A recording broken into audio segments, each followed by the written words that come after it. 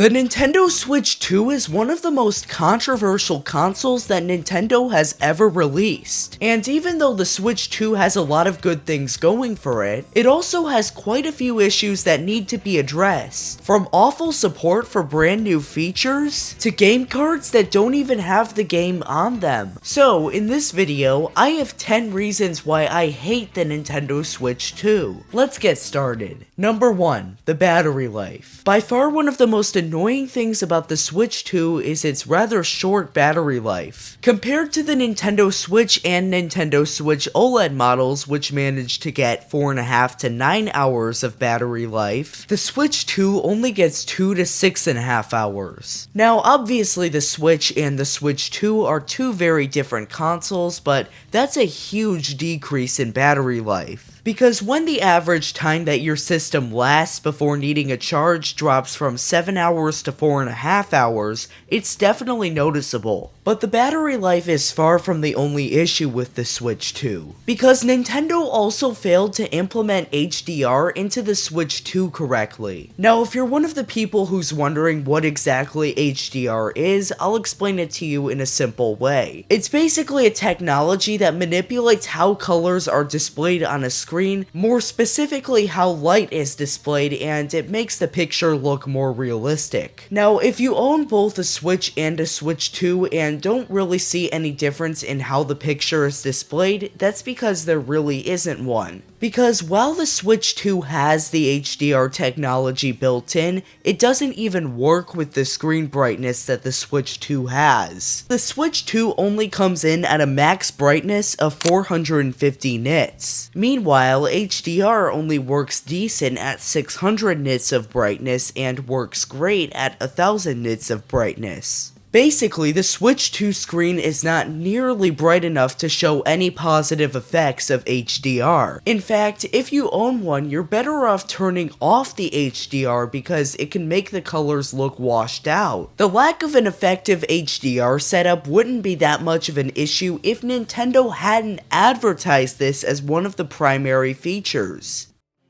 Moving on to another hardware issue with the Switch 2, we have to talk about the excessive heat. Because unlike the Switch, which barely ever had issues with overheating, the Switch 2 gets very hot very fast. I've tried both Mario Kart World and Donkey Kong Bonanza on the Switch 2 and played them for a considerable amount of time. But even though these are supposed to be two of the most optimized games on the Switch 2, the system still gets hot after only a few minutes. Now, I wouldn't go as far as to say that the heat in the Switch 2 is a huge issue, but when the Switch almost never had issues with this, it kind of feels weird that the Switch 2 gets hot so easily. Moving on to number 4, we have to discuss the blue and red textures built onto the sides of the Switch 2 console. You see, when Nintendo released the Switch, it was a completely color neutral console unless you bought a special edition. That meant that you could swap out the Joy-Con colors, which Nintendo made several different sets of, and it would look great. But now we have the Switch 2, which has these weird blue and red textures on the side of the console. Now, as far as marketing goes, these textures undeniably look amazing in an advertisement. But because these are permanent, does that mean that Nintendo is never going to release new Joy-Con colors? I don't really want to buy another set of the blue and red Joy-Cons because then they might not wear out evenly. Nintendo might end up releasing new colors, but the permanent textures on the system kind of lead me to believe they won't. But of course, I could be completely wrong, so we'll see what happens. But real quickly, before I talk about one of the biggest issues with the Switch 2, if you're enjoying this video so far, I'd appreciate if you would hit that like button, subscribe to my channel, and hype this video. But with that out of the way, let's discuss one of the most hated things about the Switch 2. Game key cards. Now, if you've been living under a rock, game key cards are basically game cards that don't have the game data on the game card and you have to download it from the cloud onto your Switch 2. And in the past, I'll admit that I was wrong for saying that game key cards aren't that bad. But the reason that I have an issue with them probably isn't for the reason that you're thinking. Because as annoying as game key cards might be, most of you guys watching probably already knew what they were or how to avoid them. Which means means that Nintendo's disclaimer about game keycards and how they're different was effective. But my issue with them comes down to when a parent or a kid buys a game and they don't really understand what game keycards are. To me, in this kind of situation, you just have to assume that the person buying the game knows nothing about it except what the name is. And that right there is why I don't like game keycards, because that's a situation for a lot of people where they don't understand everything about what they're buying. I get that game preservation is really the reason that people don't like game keycards, but that's not my biggest issue with them. But let's move on to number 6, the weight of the Switch 2. Now, as you'd expect from a larger console, there's obviously a bit more weight to it.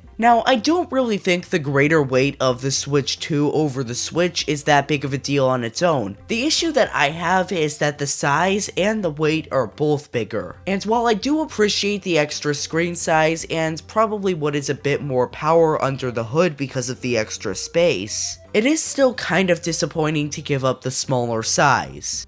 Moving on to the software side of things, one of my biggest issues with the Switch 2 is the lack of streaming app support. Now, I'm not somebody who ever sat down and watched TV shows on my Switch, but there was one thing in particular that I did appreciate having: YouTube. For some reason, even though the Switch 2 is the fastest selling console to date, Google still has not gotten YouTube working on the Switch 2. Now, to be fair, I have really no idea to judge if this is Google or Nintendo's fault that it's not working. On one hand, I would think that Google would seek the monetization opportunities of having YouTube on the Switch 2, which would lead me to believe that it's some weird quirk with Nintendo and they can't really get it onto the console. But then again, Google's a $1 trillion company and they're probably not desperate to get YouTube onto the Switch 2, so maybe they're just delaying it for a while. I imagine that YouTube will come to the Switch 2 eventually, but who even knows at this point? At number 8, we have the lack of theme upgrades. One of the biggest issues that almost everyone had in general with the Switch is the lack of home menu themes. And while I don't really think that anybody was expecting Nintendo to add themes to the Switch 2, the lack of a theme shop still kind of makes no sense to me. Basically, if you've never had a 3DS, it had a theme shop where you could go and pay around $1 to $3 just for a customized theme for your home menu. These home menu themes were based off Mario, Zelda, Animal Crossing, any of your Nintendo franchises that you can think of. They were there. But what I find confusing about Nintendo retiring the theme shop idea is that they could be making a lot of money selling these themes. If Nintendo implemented a home menu theme shop again, they could get millions in revenue just by fans who want to change up their home menu screen. It's a win-win situation for everyone. Nintendo would be happy, fans would be happy,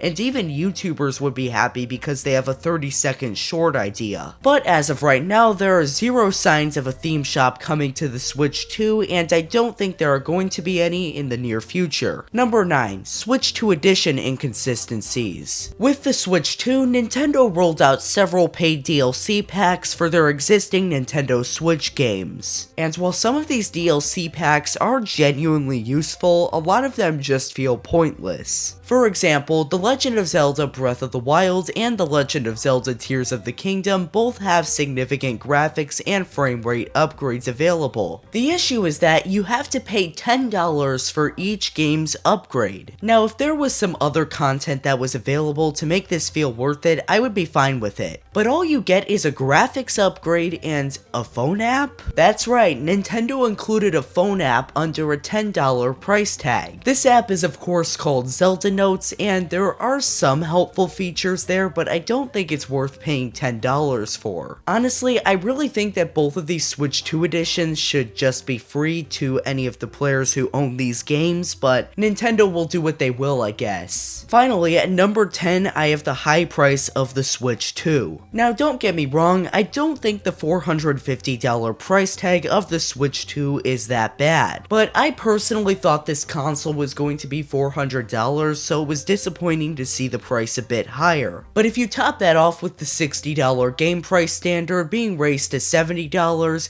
it goes from disappointing to annoying. But anyway, those are 10 reasons why I hate the Nintendo Switch 2. If you haven't watched my previous video on 10 reasons why I love the Switch 2, give the card at the top right corner a click. But anyway, don't forget to like and subscribe, and thank you so much for watching.